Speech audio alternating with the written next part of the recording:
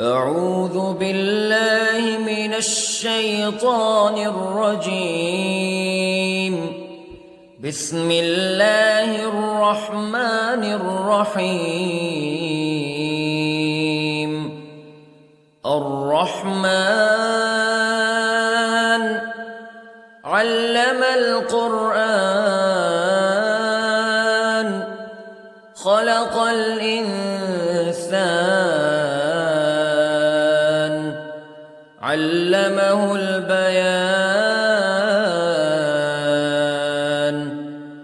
الشمس والقمر بحسبان والنجم والشجر يسجدان والسماء رفعها ووضع الميزان ألا تطغوا في الميزان وأقيموا الوزن بالقسط ولا تخسروا الميزان. والأرض وضعها للأنام فيها فاكهة والنخل ذات الأكمام والحب ذو العصف والريحان فبأي آلاء ربكما تكذبان. خلق الإنسان من صلصال كالفخار وخلق الجان من مارج من نار فبأي آلاء ربكما تكذبان. رب المشرقين ورب المغربين فبأي آلاء ربكما تكذبان. مرج البحرين يلتقيان بينهما برزخ لا يبغيان فبأي آلاء ربكما تكذبان. يخرج منهما اللؤلؤ والمرجان فبأي آلاء ربكما تكذبان. وله الجوار المنشآت في البحر كالأعلام فبأي آلاء ربكما تكذبان. كل من عليها فان ويبقى وجه ربك ذو الجلال والإكرام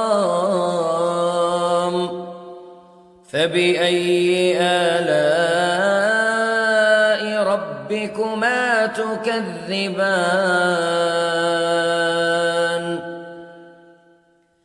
يسأله من في السماوات والأرض كل يوم هو في شأن فبأي آلاء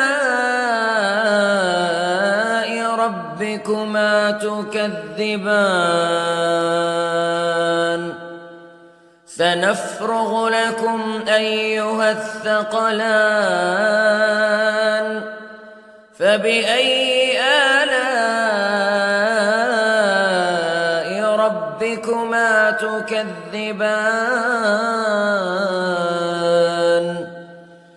يا معشر الجن والإنس استطعتم أن تنفذوا من أقطار السماوات والأرض فانفذوا لا تنفذون إلا بسلطان فبأي آلاء ربكما تكذبان يرسل عليكما شواظ من نار ونحاس فلا تنتصران فبأي آلاء ربكما تكذبان فإذا انشقت السماء فكانت وردة كالدهان فبأي آلاء ربكما تكذبان فيومئذ لا يسأل عن ذنبه إنس ولا جان فبأي آلاء ربكما تكذبان يعرف المجرمون بسيماهم فيؤخذ بالنواصي والأقدام فبأي آلاء ربكما تكذبان هذه جهنم التي يكذب بها المجرمون يطوفون بينها وبين حميم آن فبأي آلاء ربكما تكذبان ولمن خاف مقام ربه جنتان فبأي آلاء ربكما تكذبان ذواتا أفنان فبأي آلاء ربكما تكذبان فيهما عينان تجريان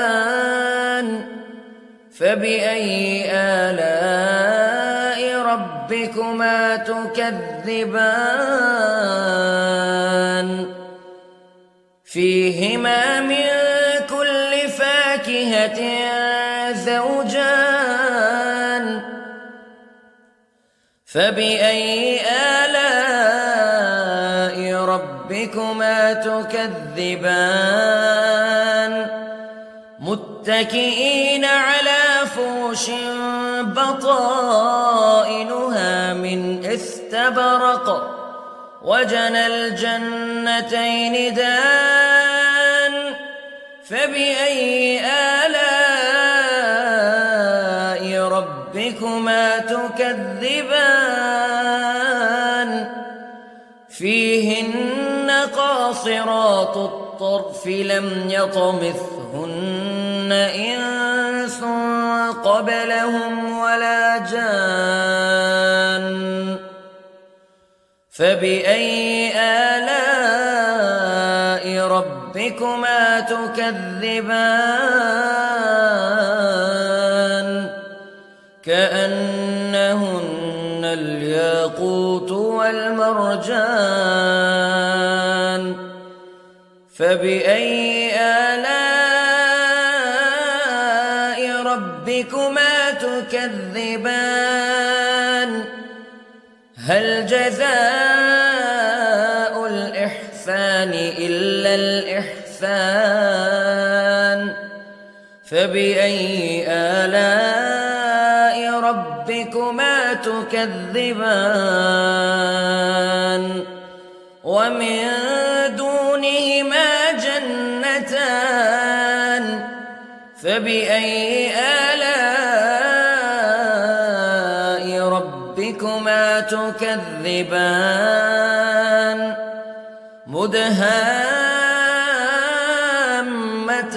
مدهامتان فبأي آلاء ربكما تكذبان فيهما عينان نضاختان فبأي آلاء ربكما تكذبان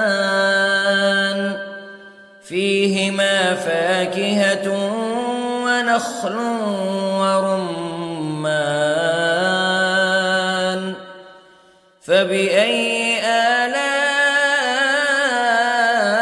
ربكما تكذبان فيهن خيرات حسان فبأي آلاء ربكما تكذبان حور مقصورات في الخيام فبأي آلاء ربكما تكذبان لم يطمثهن إنس قبلهم ولا جان فبأي آلاء ربكما تكذبان متكئين على رفرف خضر وعبقري حسان فبأي آلاء ربكما تكذبان تبارك اسم ربك ذي الجلال والإكرام